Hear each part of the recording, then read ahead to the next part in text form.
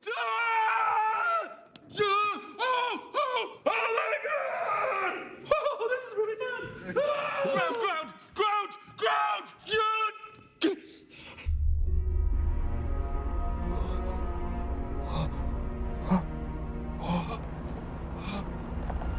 Whoa! I'm floating!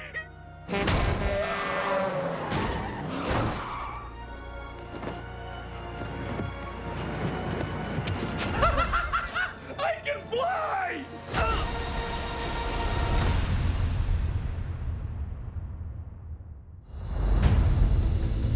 I was finishing up Annabelle Creation and got a call from New Line asking if I'd be interested in directing Shazam. And, you know, they were pitching it to me like it's like Big meets Superman or Big with superpowers. And to me, it was just like, yes. Like, I don't know what exactly they saw in me, having done 2 horror movies for them, but that sounded like the best idea in the world.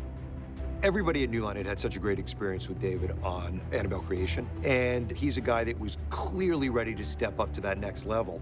And in the same way that James Wan had stepped up from Conjuring to Aquaman, it really made sense to take Sandberg from Annabelle to Shazam. David's a guy that's become known for his horror background. What people don't realize is he's got a tremendous background in comedy. I think horror and comedy share a lot of similarities. They're both visceral genres that need to jolt the audience and get them to react. And that's what I like, that sort of idea of manipulating the audience and sort of playing them just right.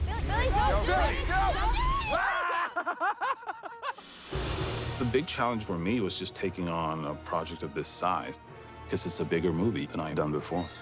Both of us, it was our first experience on such a huge movie. This is like millions times bigger than anything I've done it before. It is a pretty incredible jump to a, as Maxime, our DP, would say, major motion picture. Major motion picture. Major motion picture. This is a major motion picture. Cinema. Cinema. That was good. That was awesome. Yeah. How was that, BJ? Was I waiting correctly? That was really nice. Fantastic. In my previous movies, like Annabelle Creation, I could just show up and sort of improvise more on the day. Where here, you have to plan it out months in advance and to previs.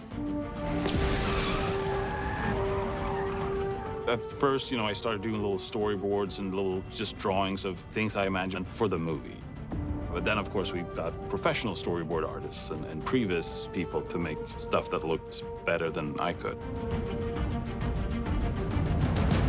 Previs. It is an immense key of communication with the rest of the crew.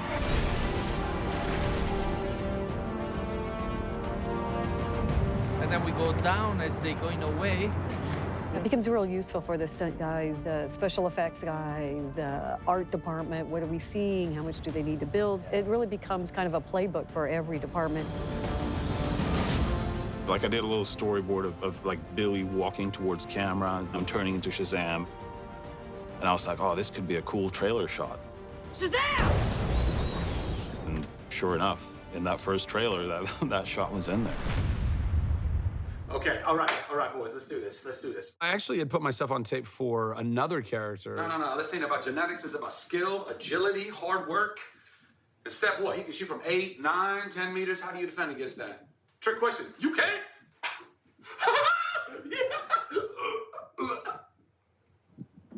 I'm good. I had a burrito for breakfast. I didn't know I was gonna be playing, so. I saw the self-tapes that Zach sent in, and it was just right away, like, this guy could be Shazam.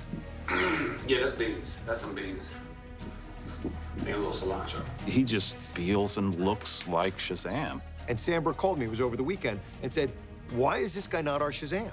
He auditioned for a much, much smaller role, the role of adult Freddy. And we looked at it, he was like, hey, he can't just be adult Freddy, he's gotta be Shazam. No, it's the best decision you've ever made. You're not gonna regret this. I promise you, that's a guarantee right there. Just say. And they saw that tape, they said, actually, we think you could be our Shazam. And I said, oh, well, I think that could be pretty cool. And then I Skype auditioned to be Shazam. You can't see me! I'm right here! Where? I'm right here! Right there. Nice outfit, dipshit. I was testing invisibility and superintelligence at the same time, so... Yeah, well, Freeman, guess what? Now I get to kick your butt. Because you're a jerk and you're totally screwing around with me. And I'm a big person now. With big hands. Yeah. In 1 week, I went from auditioning for a completely different character to being Shazam, which has completely changed my life in all the most tremendous of ways.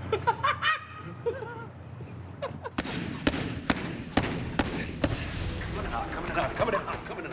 Okay. Come on! And up, and down, and up.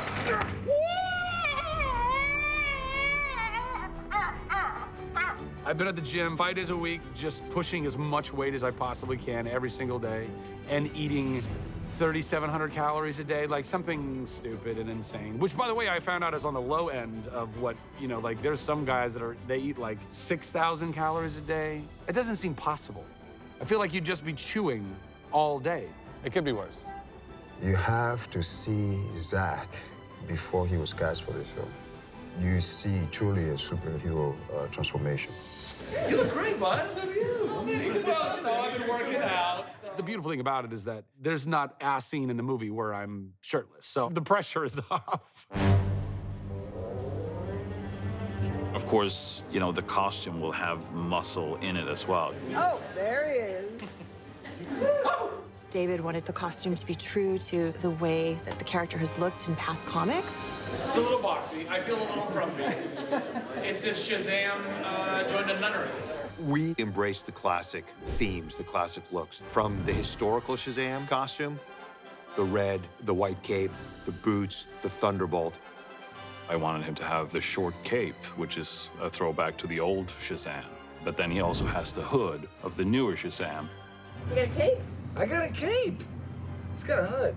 Yeah, that's pretty cool. I kind of look like a gangster superhero.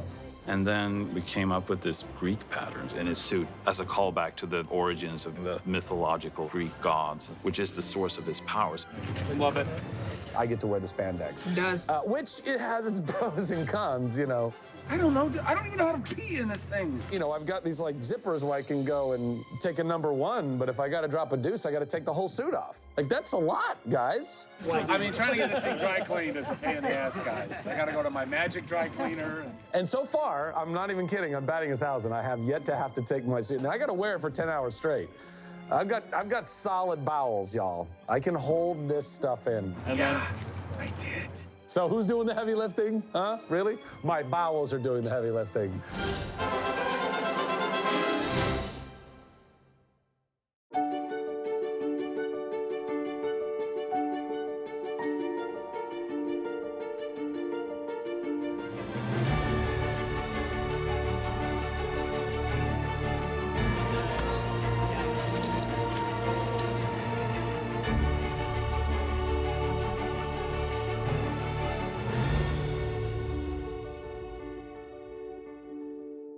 Yeah, so you were like, wait. Wait. We don't know if the suit is bulletproof or if you are. And then Shoot him in the face. Shoot him in the face. Yes. Wait, what? And then bang. It was our first day of shooting with Zach in the costume. What am I doing? Go ahead. And in the script, the convenience store started with them already looking at the beer. But I just want to have him ask for the beer and just have the cashier just take him in. Like, what is this guy? This time, don't look him up and down right away. Like, just for the first line, you just look up at him and you hold it there. Okay. Some of the best stuff comes out of improvising. Like when Zach turns to the robbers all seriously and just says, "You're dead." It kind of tickles. You're dead. That was something Zach just did on set, and it was great. We shot for 3 months of nights in Toronto in the winter. Hey, Rivals. It's cold. It's brutal shooting nights. Canadian weather has not been kind to us. It's not cold. It's not cold. It's not cold. Cold, and cold. It's been a pure nightmare. It was really cold. It was a whole new wardrobe cold. There's nothing you currently have in your wardrobe that you could wear in Canada in the winter. We can take all this stuff off the post, right?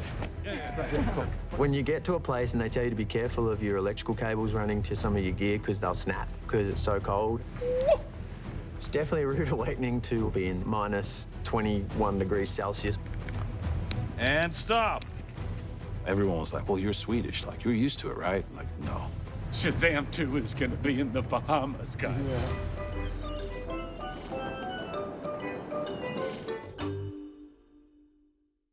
Daytime, nighttime. Shazam's emblem or icon is the big lightning bolt.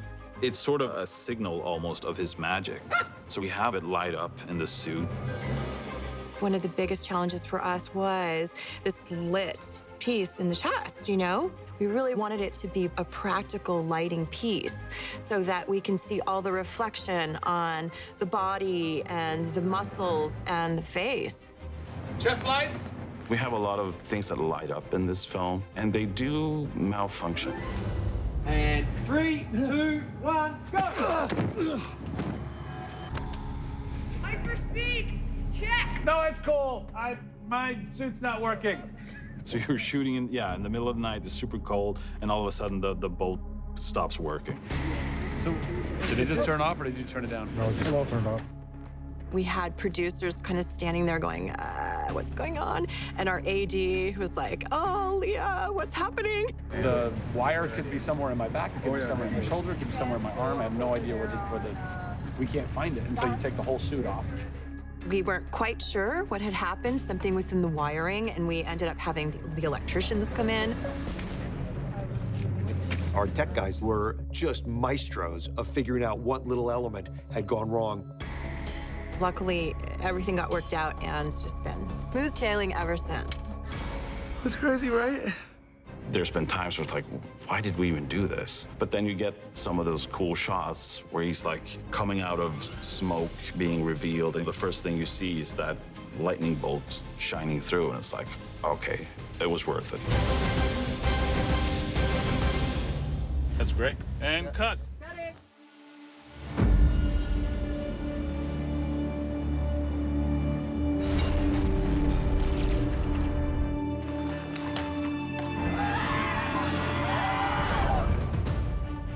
That bus is 24,000 pounds.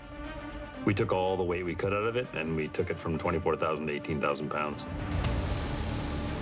It was on this rig where the bus could tilt and it could go up and down. So it comes down and then it goes up? And then we can tip it straight up in the air and have all the stunt performers rigged to the bus. We could actually put Zach underneath it and then raise it so it looks like he's actually taking it up. 3, 2, 1, action. Oh! Here we go! Come on! Got a buzz in my head. You saw that, right? You guys saw that. You saw what happened. That was amazing.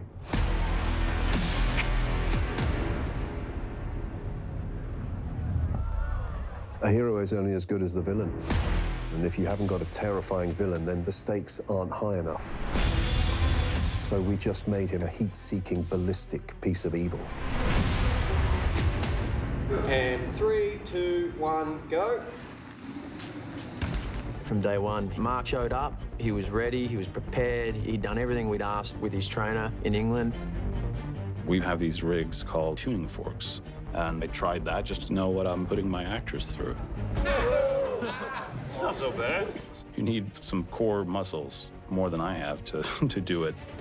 They scared the living daylights out of me, all the stunt guys saying, you got to have a strong core, you got to have a strong core. So I worked really hard to make sure I did. Mark's core strength was beyond belief. He got in a tuning fork and mastered it within half hour. Nice. He was doing things that we'd practiced for months with other people. And roll. And down. It made our life a lot easier. Punch him up. So bonk, bonk, and then on the car, yeah. Do the second punch with your left hand. It won't look as good. I mean, I'll try. Just try. Let's see, yeah. I'm always a bit limp with the, you know, it's always, Yeah. I'll give it a try, though. Yep. Well, VFX and arm. Okay. All righty. We had a particular gag that when Shazam was landing on the car on the windscreen, it had to be so precise, and a little bit of crosswind would have been enough just to blow him off course. So we made a judgment call right beforehand. Okay, so we're going to move the car back 2 meters.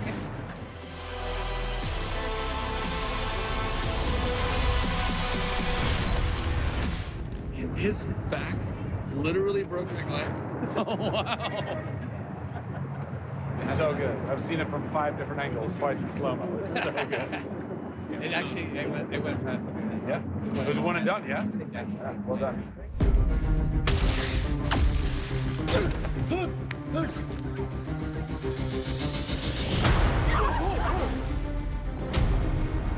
It's not a set. It was a real functioning mall. We really couldn't close the mall while we were doing all this, so it became quite a challenge to shoot all this crazy stuff. All the patrons were like, what are they doing? 3, 2, 1, go! It's not like you're on a set where you can blue screen everything and just jump people around. They're really flying through the mall. And we put in this enormous toy store, which was really fun.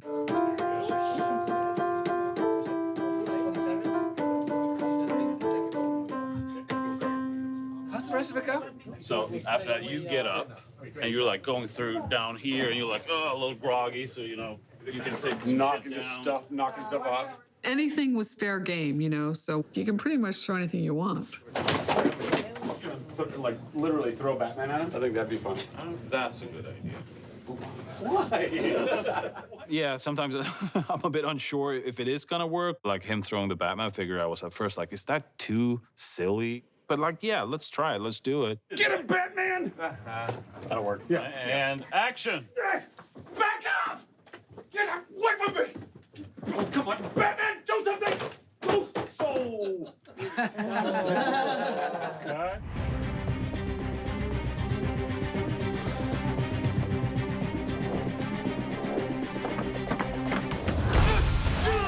We'll go in a day or two beforehand, rehearse it without the window there, because it had to be pinpoint accurate with him firing the charges on the window.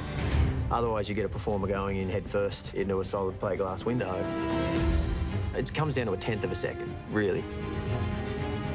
The glass in all the windows was all painted, so I could actually be behind the glass and I could be directly in line, so I could see exactly where he was.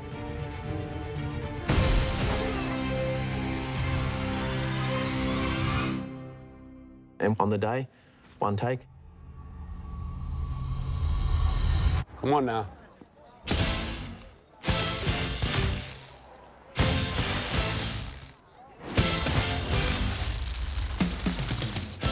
Hey, young man. Whoa, whoa, whoa, whoa!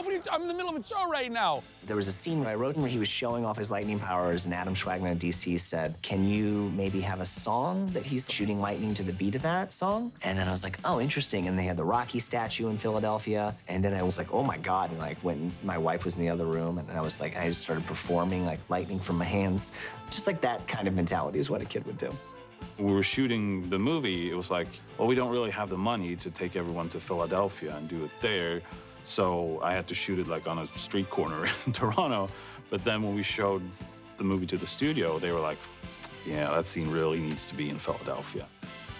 So we got some extra money and we're able to actually go there and actually shot on the Rocky Steps. Today is Sunday, December 2nd, and we are in Philadelphia. We're on the iconic Rocky Steps. Just haven't been very fortunate with the weather. It's been raining. So we came all this way to Philadelphia to see like the big skyline in the background, and it's just a wall of fog. You can't see downtown Philadelphia. So we had to go back and put the city back in. It's not shot on blue screen. Right. It means that you have to roto everybody that's in front of the camera. You have trees in the middle, and so and all of it's those gone. layers. The original photography, none of that stuff is there. So that's a big reconstruction project.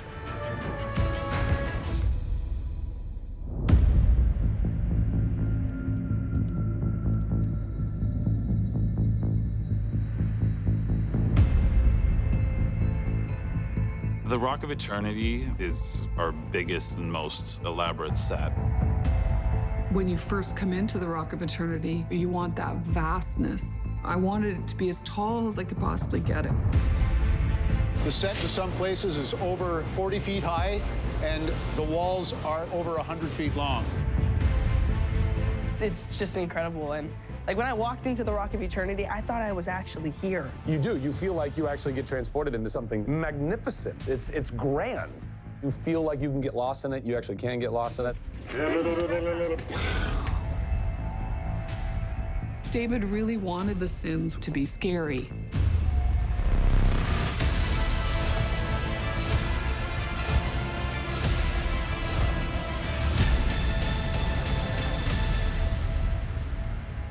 What we're seeing in the background here is the first of our deadly sins. This is Wrath, and he's probably about 98% done.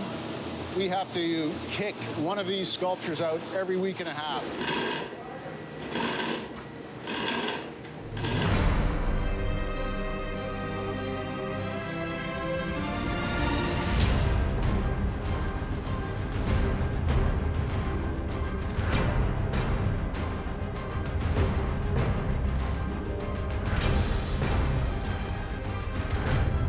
I'm so proud of them. They're so beautiful, like in an ugly way. To see like how huge the statues are when you're standing in front of them. And it was just as awesome as I imagined.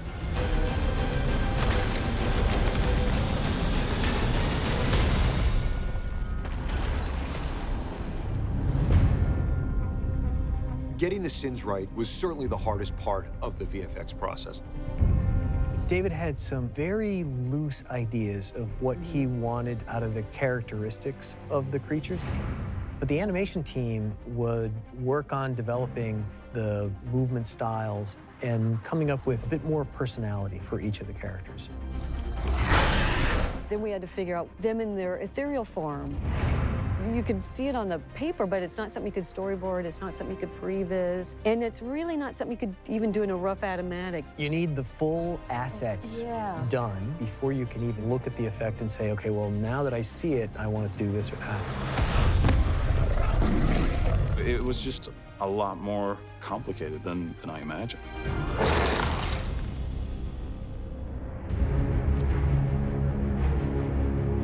Power of lightning is like a character in the movie.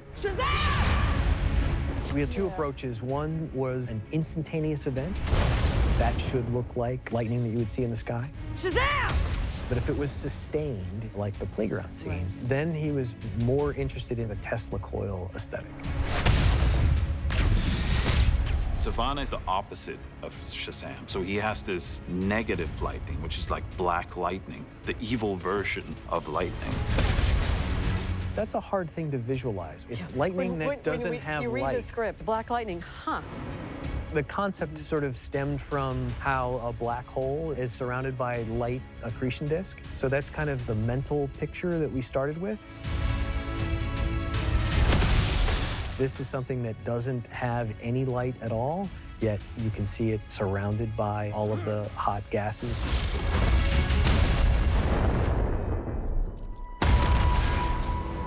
The third act of this movie, epic, unforgettable, and the most difficult one. The scope of the third act just kept getting bigger and bigger. It was a surprise how much additional work we did in the very end of the schedule. When we started, it was a parade, then a parade became a carnival, and then a carnival became a fight in Philadelphia. For us, that means we need to build all of Philadelphia in CG. And you have weeks to do it in. Because of our schedule, we had to deliver certain sequences while shooting, just so they would have enough time for the VFX. You really felt that sort of, well, pencils down, no matter what you're doing, just the movie needs to be done. There was not a lot of sleep during this movie, but it pays off in the end.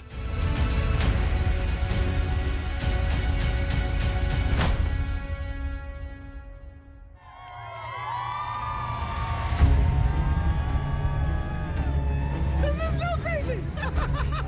Come on, we shut down Hollywood Boulevard. I'm grateful that not only do we make something that's very fun, I think, and incredibly full of joy, but it has a ton of inspiration and power behind that. As soon as you wrap one movie, it's like, oh, I learned so much. I have to go make another movie so I can apply all these things I've learned. And I think on Shazam, I probably learned the most. It's been 2 years since I started working on Shazam. Let's try it one more time. I love doing this, and I wouldn't mind doing more movies like this, but right now it's like I kind of long to do a little horror movie or something, just, you know, something that doesn't take 2 years. Guys, we made a movie. Did we know that it would be super duper from the beginning? I mean, I felt pretty good about it. There's nothing about the film that doesn't surpass what was on the page, and it was one hell of a good script. Shazam! I've gotten to do some really cool things in my line of work. And to put on that suit, man, was just an incredibly humbling experience.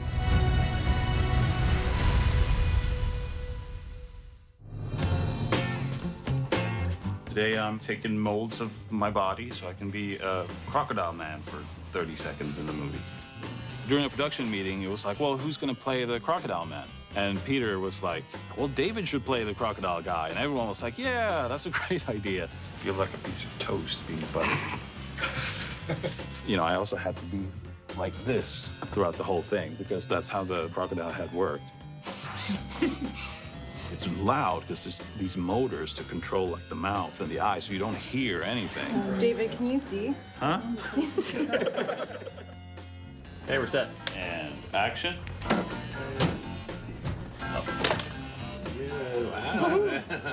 Yeah. You lost a tooth, buddy. I'm glad I did it, but I don't want to do it again.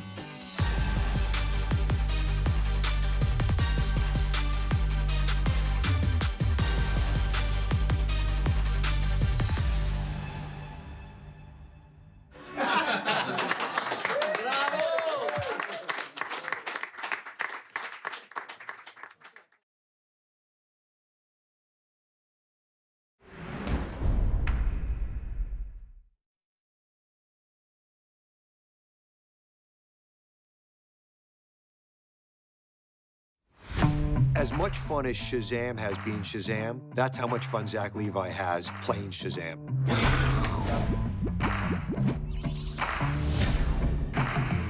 He's a big physical guy, 6'4" and broad-shouldered, but he was like a kid. Maximum power! Did we get you to do a 360 to see the cape? No. He was really like a child trapped in an adult's body. Go! He's a little boy. Come to me, flame! I mean, he's an adult, but he's a kid at heart. Wait. I have an idea.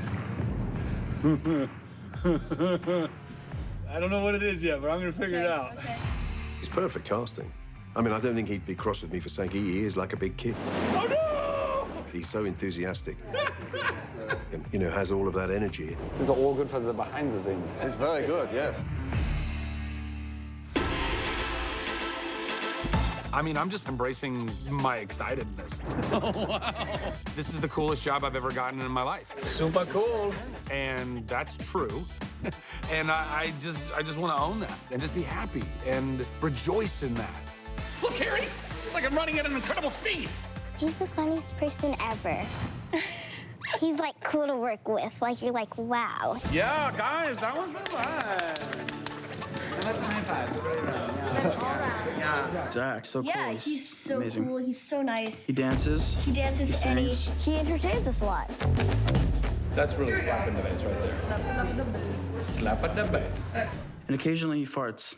Occasionally. Just occasionally. It's electrifying. It charges your phone. Good, great, grand, wonderful, dandy. Everybody on the bus. I remember asking Zach, do you just wake up like, I'm Zachary Levi?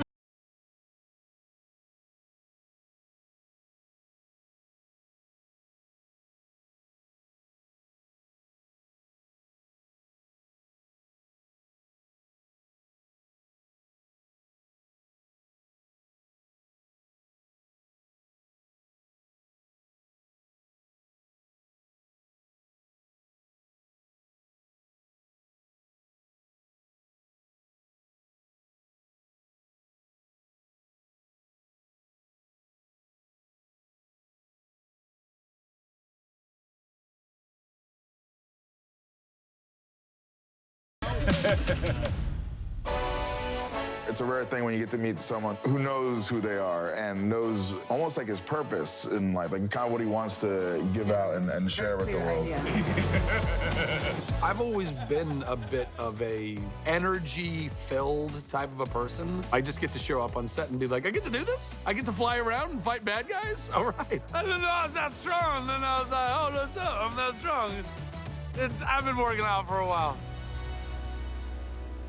Okay, bye.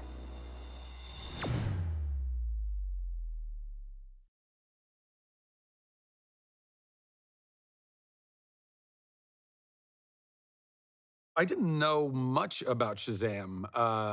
Growing up, Shazam wasn't really one of the superheroes that I knew. The whole movie is taking from all over the very rich history of Shazam. Shazam has had a lot of different characteristics over the years. He's been around a very long time. He's been incredibly popular. Shazam was introduced as the original Captain Marvel back in the 40s, and he was this orphan kid, Billy Batson, and this ancient wizard bestowed upon him the magical powers to turn into a superhero. Shazam? And the cool thing was the extension of his power into these surrogate brothers and sisters. Shazam! And it became a family of superheroes. Because these characters had a magic to them and they had a tone to them that very few characters had. That was the reason, I think, why these comics rivaled the sales of even Superman in their heyday. The history of Shazam is long. The comic books were published in the 40s and 50s, and a little bit in the 70s. There was a comic book called Power Shazam by Jerry Ordway in the 90s, and he's had black and white serials. He's had TV shows where he's driving around in a Winnebago in the 70s. He had a cartoon series. And then I reintroduced the character with artist Gary Frank, and we did a new take on Shazam, which is a lot of what inspired the movie. Shazam survived decade after decade after decade because the character inherently has something special inside him. Unlike a lot of other characters, like Superman, who is an alien from another planet, Shazam he's magic. I'm magic. The mysteries of magic and the unpredictable nature of it is great, especially in the hands of a kid. One of the unique aspects that his power comes from magic. You know, he's not like Superman, who's an alien, or Wonder Woman, who's this Amazonian. Like, it's magic. His arch nemesis, Dr. Sivana, is legendary, going way, way, way back. Dr. Sivana has been around since the 40s. In a way, he's like Shazam's Lex Luthor, but Sivana came before Lex Luthor. He's like the original kind of bad guy like that. He has a middle name, you know. Bodog. Did you know that? Thaddeus Bodog Sivana. The original Sivana was in comic book #2 of Captain Marvel. But I then discovered that there was never a #1. So Sivana was there at the very beginning. In that incarnation, he was a thwarted scientist who was aggrieved that the world didn't appreciate him. But the Sivana that I play is based on Jeff Johns' new 52 incarnation, which is the much more frightening, muscular one. Since Shazam and Sivana both possess magic, the only thing that can hurt them is each other. You can only fight magic with magic. You follow the comics, the powers keep manifesting. So it's almost like kind of limitless. But baseline, the name Shazam actually is an acronym, S-H-A-Z-A-M, which stands for Solomon, Hercules, Atlas, Zeus, Achilles, and Mercury. The wisdom of Solomon, the strength of Hercules, the endurance of Atlas, the power of Zeus, the fighting abilities of Achilles, and the speed of Mercury. Which is just all me, really. It's amazing that I finally found a role that all of me could fit into.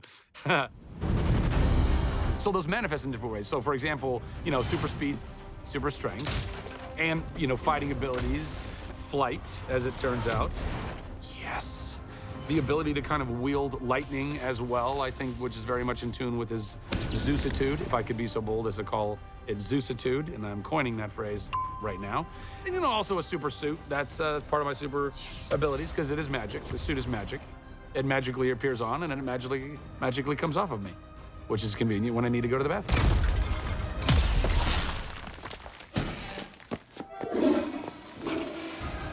Everyone has their iconic superhero costume, and Shazam's is no exception. It's this great red costume with gold boots and this lightning bolt on his chest and this white cape.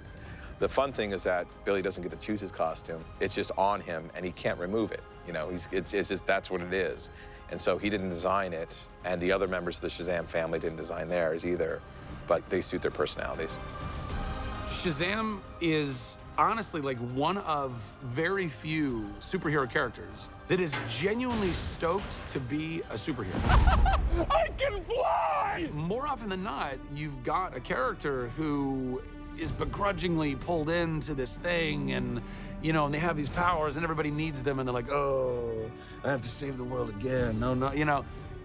Billy Batson is stoked. He's so excited. Oh, hey, what's up? I'm a superhero. We're staying true to the tone of the character. He's always been a little bit lighter, a little bit more fun, and a little bit more family-centric than any other DC superhero out there. Baked into the DNA of it is the humor and the heart that a lot of other superheroes have to manufacture oftentimes, because it wasn't just built into it when the comic was created or when the character was created. And Billy's just stepping in this world, and you get to see that heart, and I just love it, man.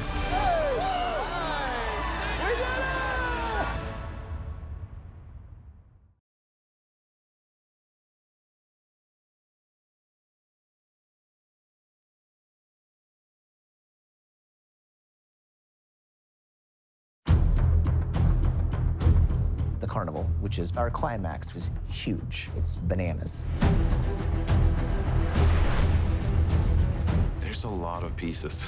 There's a lot of stuff going on at that carnival. We have 5 locked-off cameras for this stunt. I'm used to doing things smaller and being like, okay, what's the sort of low-budget, nifty solution to doing this? But one of the producers told me, like, I don't usually say this, but you should go big. Fully locked up, everybody. Here we go. Pictures up. So, yeah, we went kind of big. Okay, so we're set. All right, and action.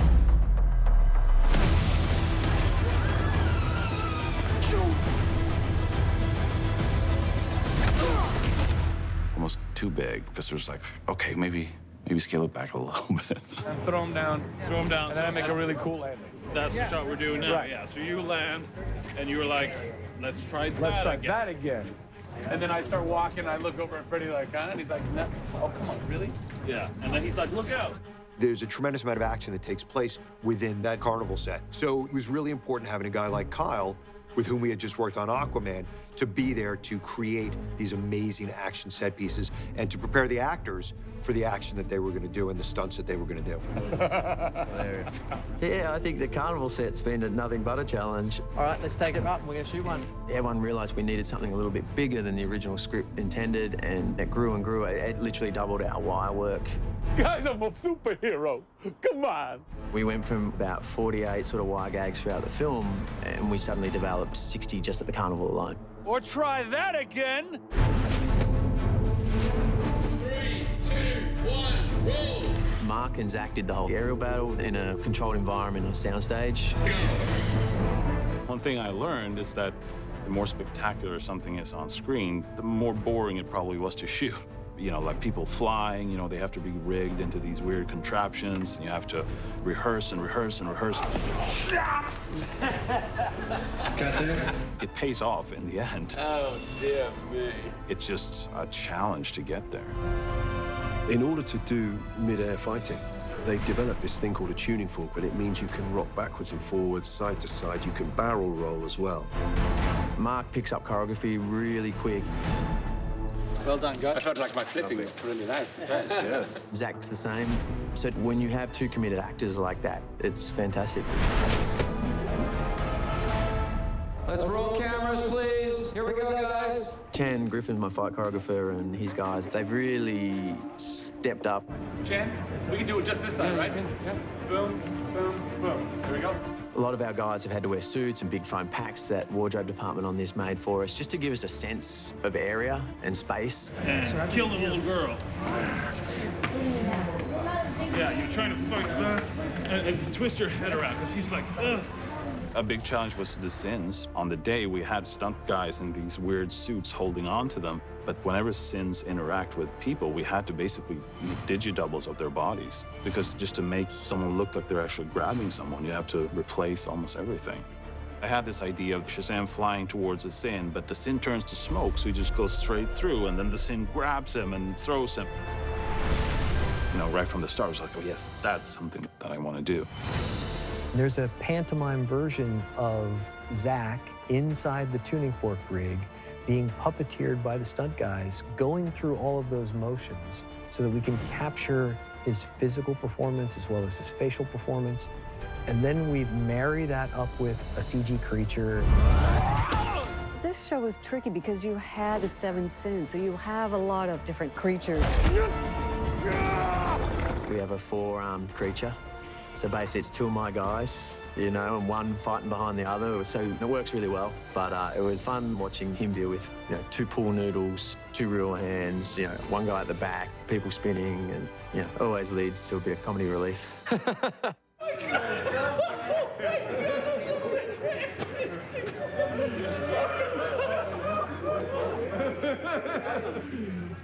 Hi there. What's up? How are you? Yeah, I'm good. Ready for this? Oh, yeah. It's going to be fun, eh? The kids have been fantastic. We've had them on wires. They've up for anything. Harness feels comfy? Nice. We had Darla and Eugene being picked up. Let's just take him up, give him a little hang test so he can feel his harness. Going up. Yep, that's high enough.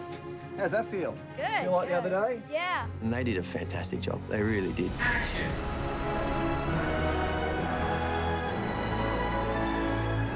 Cut there, thank you. And it's exciting. You see their smiles on the faces when they come down. Yay! I love it.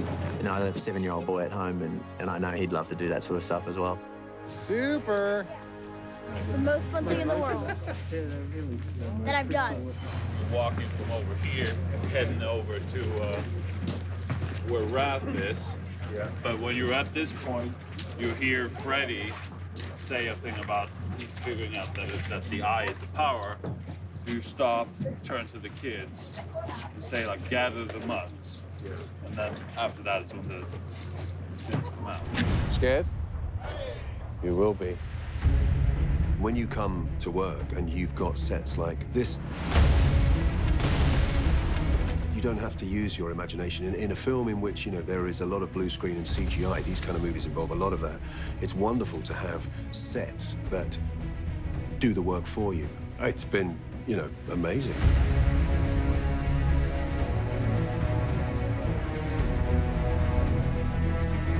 We rented all the rides, but then all the huts that are blown up are all made by us.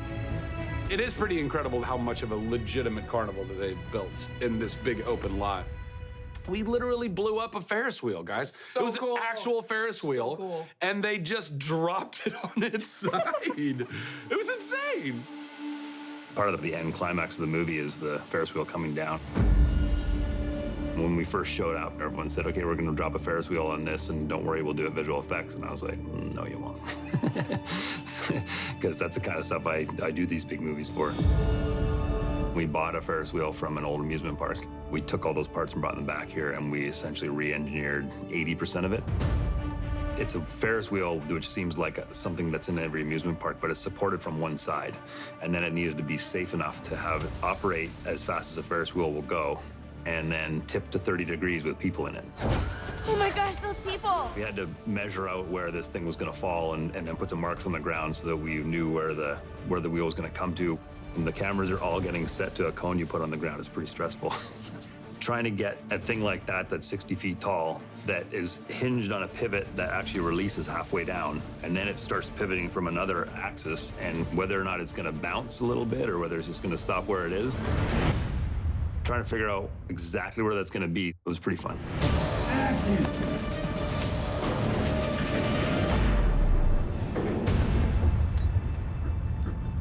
We're actually pretty happy with the spot we picked because it landed probably about 3 inches from where we thought it was going to land in the first place.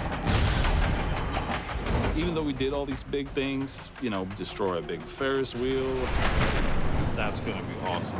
Yeah. The best part of making the carnival was just those emotional scenes because it's all about the performance. And action. Shazam!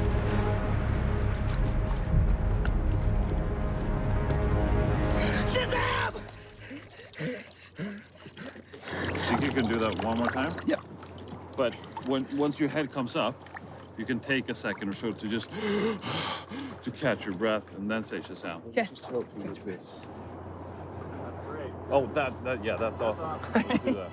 Okay. Something that seems simple, like Sivana pushing Billy's head into the ice water. That was an extremely difficult stunt. You okay, yeah? Yep, we're good. And, you know, Asher did such a great job.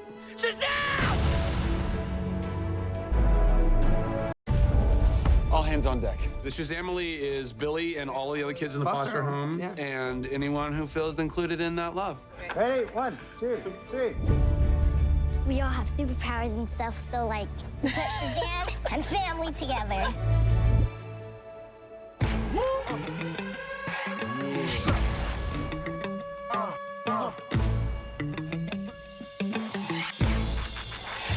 From a casting standpoint, I think it all starts there. They're trying to find two people that have a similar enough essence. How's it feel for you, Ash? Feels great. I'm just happy to be working with you, kind of. I mean, kind of. But he's a goofball. I feel like he's like an older me, and he's like, as I said, a brother. So I love him. I love you, brother. Goofballs. Goofballs for life. We're just more fun, really. Yeah. You know, because we're 14. Come on. Come on, 14. Yeah. No, like really, 14. No, for real. Yeah, for real.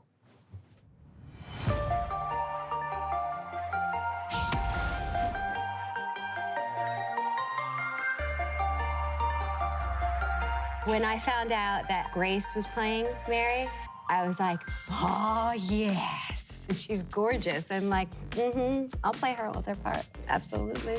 And we're really similar. Like, our mannerisms are the same. Our personalities are similar.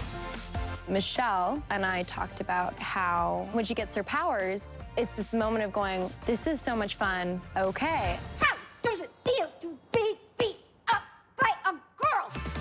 I am a little bummed that the boys got all these muscles and made them look so amazing, like they've been working out. But I got nothing. And the irony of it is that all the guys are working their butts out at the gym every day, so you're never gonna see it. And I'm not.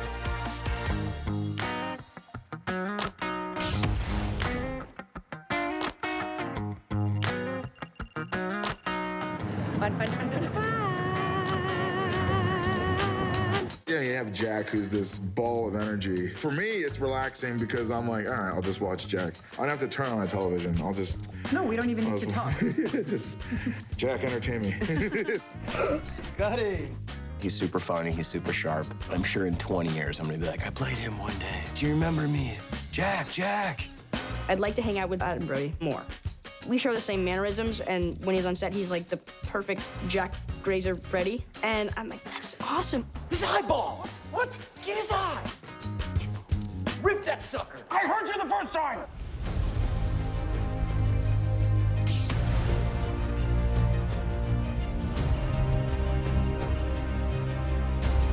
DJ, he's a really cool guy. I'm happy with my counterpart because he's really handsome, just like me.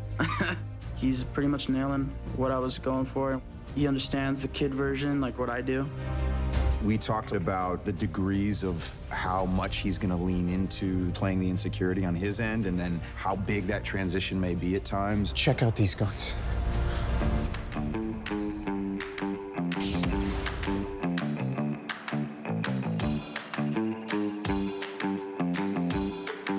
Eugene is a video gamer. Big time. Me in real life, I'm a big gamer, so I relate with that. But I'm like trying to rewind back to how I was a gamer at 10 and then turning into a superhero. Ross, he's a really cool guy to work with. We talked about how we would like keep the Eugene as the same and how like Eugene would like react to being a superhero. Hadouken!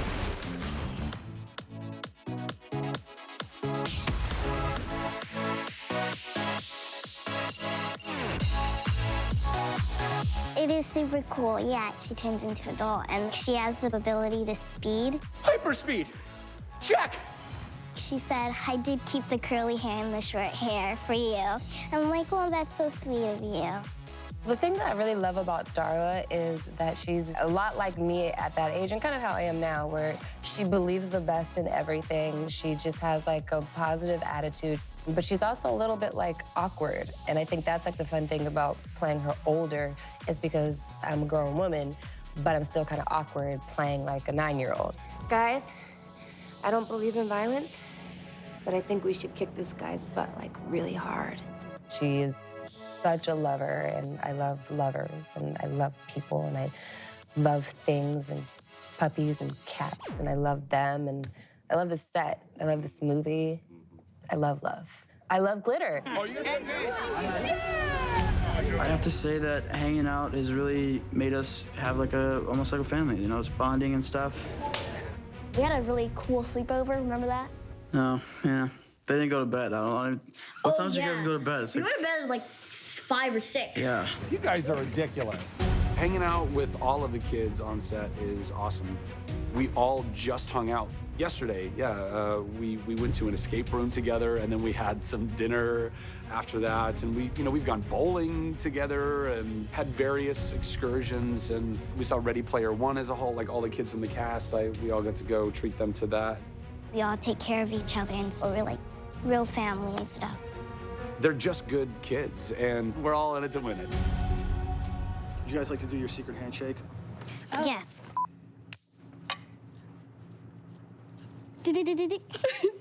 That's my favorite part. That's it. I love it. There's also a spin, but you have to be standing and mobile, and it's... Stay tuned. Shazam 2, you'll see that.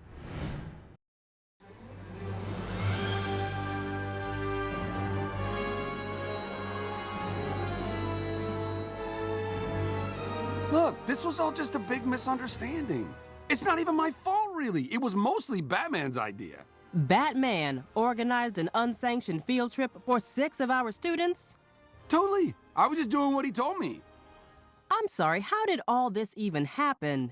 I mean, I wasn't there at the beginning, obviously, but I assume the 6 students in question were all attending their individual classes, probably listening super close to their teachers and taking incredibly detailed notes.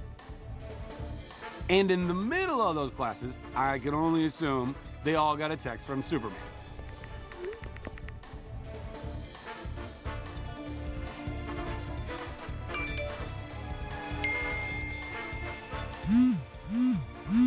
About an important, can't miss academic opportunity.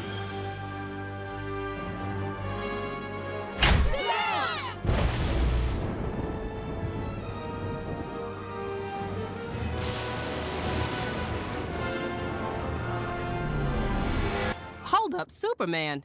I thought Batman planned this. Ooh, right. I forgot. He did. But then Batman got really sick. Did I not say that? Yeah, he got like super sick. He was like puking and stuff. And then Superman finished the plan by texting him. Superman has these kids' phone numbers. Yeah, well, no, I mean, it's like a robo-texting thing, you know? Because, like, all the kids on the field trip were randomly selected from a pool of promising bright minds, like leaders of Philly's future type of stuff. Uh-huh. And where was this field trip to? Oh, we just went to a museum. No big deal. Super boring.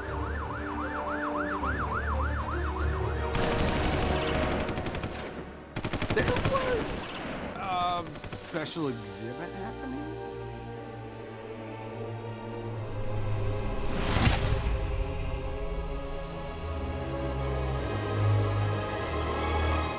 Honestly, it was pretty basic field trip stuff, you know, like met some nice people and took in some culture.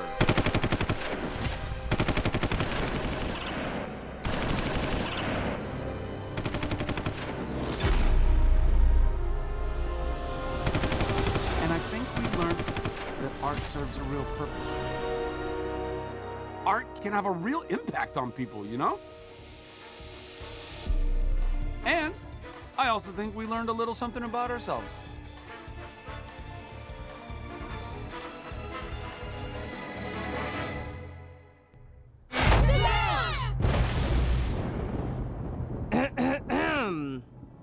Oh, crap.